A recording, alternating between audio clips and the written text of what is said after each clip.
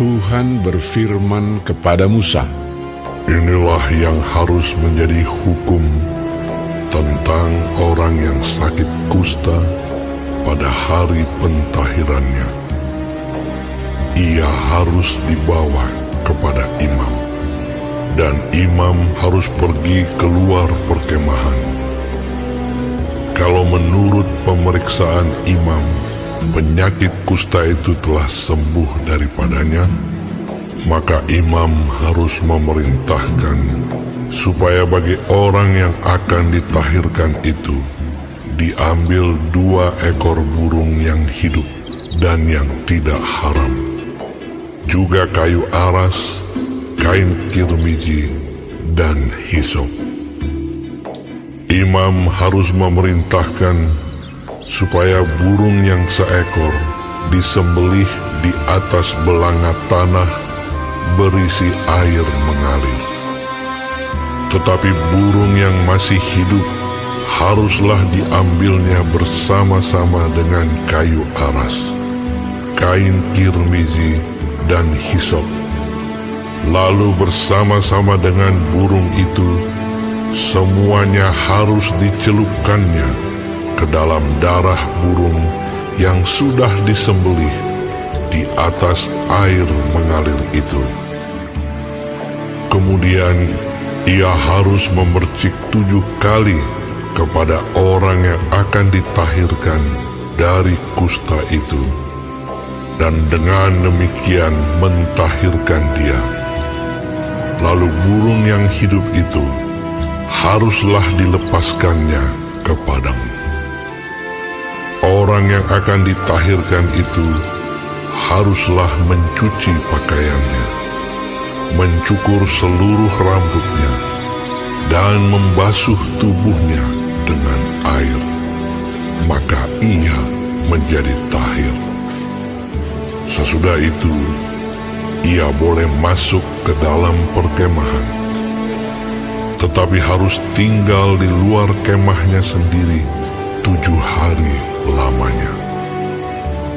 Maka pada hari yang ke-7, ia harus mencukur seluruh rambutnya, rambut kepala, janggut, alis, bahkan segala bulunya harus dicukur, pakaiannya dicuci, dan tubuhnya dibasuh dengan air, maka ia menjadi tahir. Pada hari yang ke-8, ia harus mengambil 2 ekor domba jantan yang tidak bercela, dan 1 ekor domba betina berumur 1 tahun yang tidak bercela, dan 3/10 eva tepung yang terbaik diolah dengan minyak sebagai korban sajian, serta 1 log minyak. Imam yang melakukan pentahiran itu harus menempatkan orang yang akan ditahirkan bersama-sama dengan persembahannya di hadapan Tuhan di depan pintu kemah pertemuan. Dan ia harus mengambil domba jantan yang 1 ekor dan mempersembahkannya sebagai tebusan salah bersama-sama dengan minyak yang 1 log itu. Dan ia harus mempersembahkannya sebagai persembahan unjukan di hadapan Tuhan. Domba jantan itu harus disembelihnya di tempat orang menyembelih korban penghapus dosa dan korban bakaran, di tempat kudus, karena korban penebus salah, begitu juga korban penghapus dosa, adalah bagian imam. Itulah bagian Maha Kudus. Imam harus mengambil sedikit dari darah tebusan salah itu, dan harus membubuhnya pada cuping telinga kanan dari orang yang akan ditahirkan, dan pada ibu jari tangan kanan, dan pada ibu jari kaki kanannya. Imam harus mengambil sedikit dari minyak yang 1 log itu dan menuangnya ke telapak tangan kiri imam sendiri. Ia harus mencelupkan jari kanannya ke dalam minyak yang di telapak tangan kirinya itu, dan sedikit dari minyak itu haruslah dipercikkannya dengan jarinya 7 kali di hadapan Tuhan. Dari minyak selebihnya, imam harus membubuh sedikit pada cuping telinga kanan orang itu, pada ibu jari tangan kanannya, dan pada ibu jari kaki kanannya, di tempat mana darah tebusan salah dibubuhkan. Dan apa yang tinggal dari minyak itu haruslah dibubuhnya pada kepala orang yang akan ditahirkan. Dengan demikian, imam mengadakan pendamaian bagi orang itu di hadapan Tuhan. Imam harus mempersembahkan korban penghapus dosa, dan dengan demikian mengadakan pendamaian bagi orang yang akan ditahirkan dari kenajisannya. Dan sesudah itu, ia harus menyembelih korban bakaran. Kemudian imam harus mempersembahkan korban bakaran dan korban sajian di atas mezbah. Dengan demikian, imam mengadakan pendamaian bagi orang itu, maka ia menjadi tahir. Tetapi jikalau orang itu miskin dan tidak mampu, ia harus mengambil domba jantan seekor saja sebagai tebusan salah untuk persembahan unjukan, supaya diadakan pendamaian bagi orang itu. Juga 1/10 eva tepung yang terbaik diolah dengan minyak untuk korban sajian, dan 1 log minyak.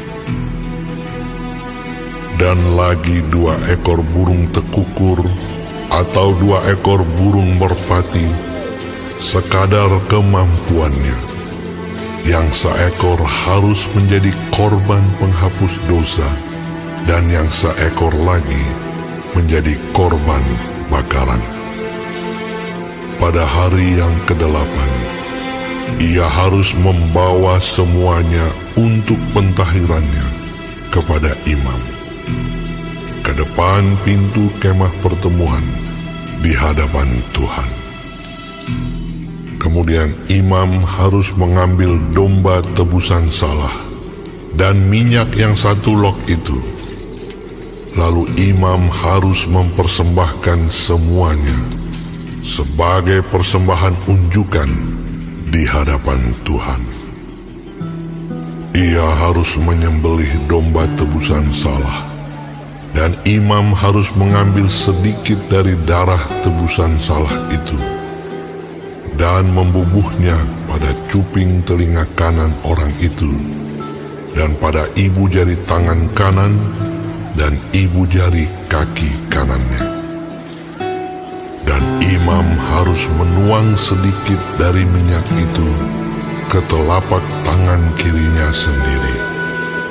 Lalu sedikit dari minyak itu haruslah dipercikkan oleh imam dengan jari kanannya 7 kali di hadapan Tuhan. Kemudian imam harus membubuh sedikit dari minyak itu pada cuping telinga kanan dari orang yang akan ditahirkan, pada ibu jari tangan kanannya, dan pada ibu jari kaki kanannya, di tempat mana dibubuhi darah tebusan salah itu.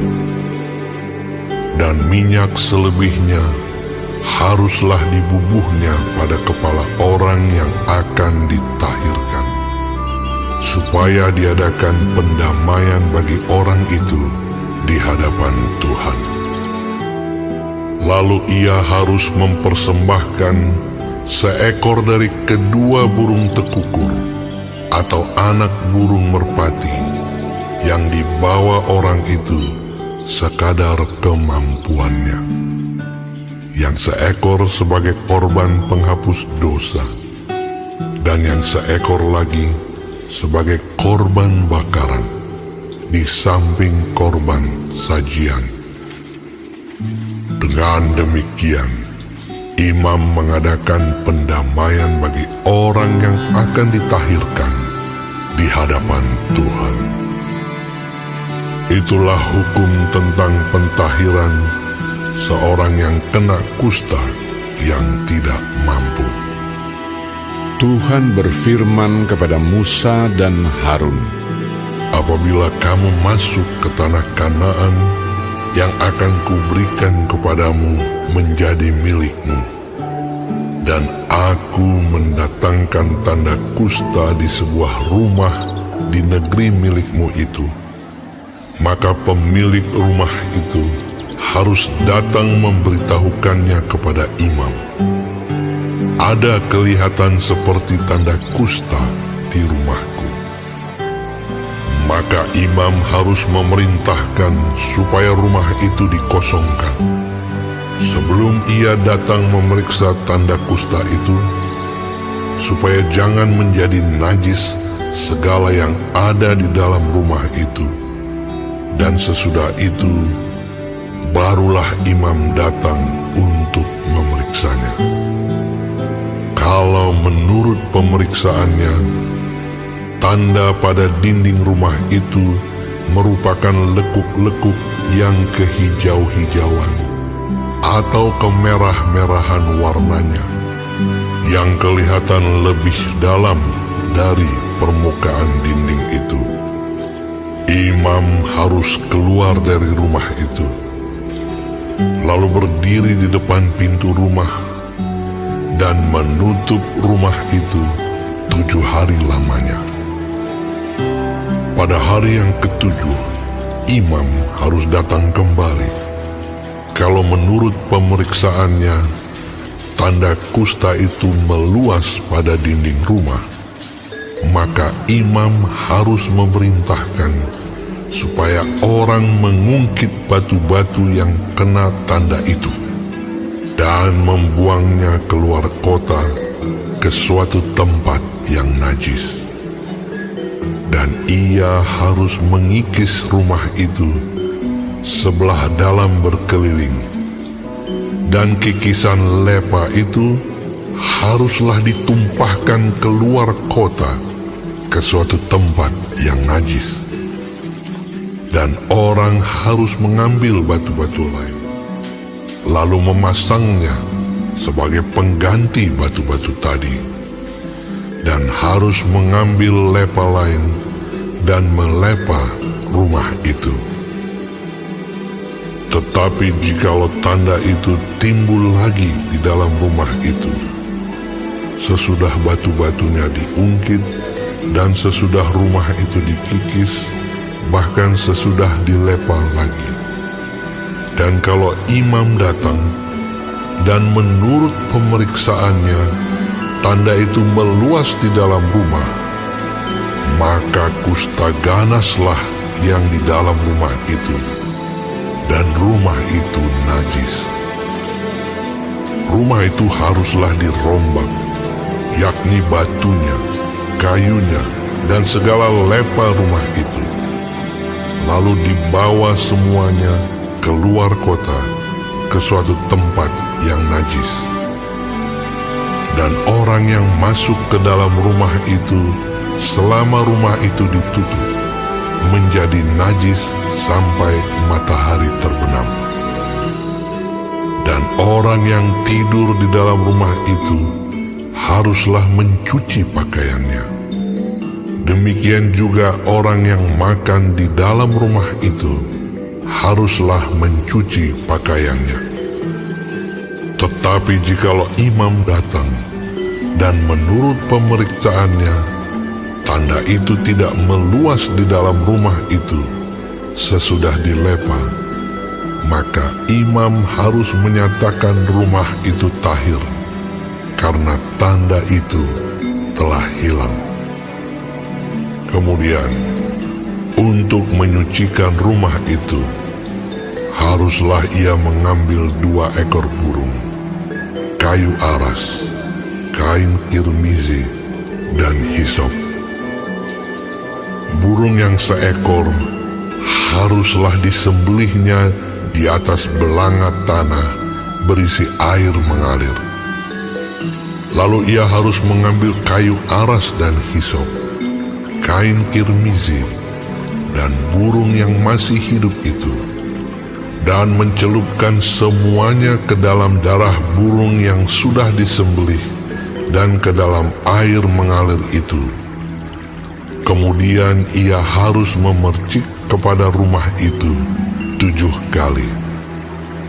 Dengan demikian, ia harus menyucikan rumah itu dengan darah burung, air mengalir, burung yang hidup, kayu aras, hisop, dan kain kirmizi. Dan burung yang hidup itu harus dilepaskannya keluar kota ke padang. Dengan demikian, ia mengadakan pendamaian bagi rumah itu, maka rumah itu menjadi tahir. Itulah hukum tentang setiap penyakit kusta, kudis kepala, tentang kusta pada pakaian dan rumah, tentang bengkak, bintil-bintil, dan panau, untuk memberi petunjuk dalam hal najis atau dalam hal tahir. Itulah hukum tentang kusta.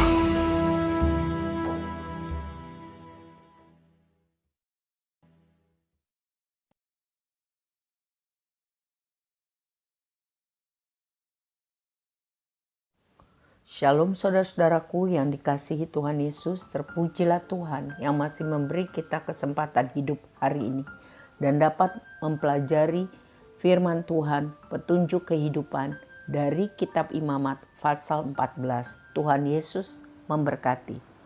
Saudara, ini masih meneruskan pasal 13 sebelumnya mengenai penyakit yang ditimbulkan oleh kusta, ya, kelapukan oleh jamur. Harap diperhatikan di ayat 34 dan 35 adalah pembusukan kering atau kristal mineral yang merusak dinding batu.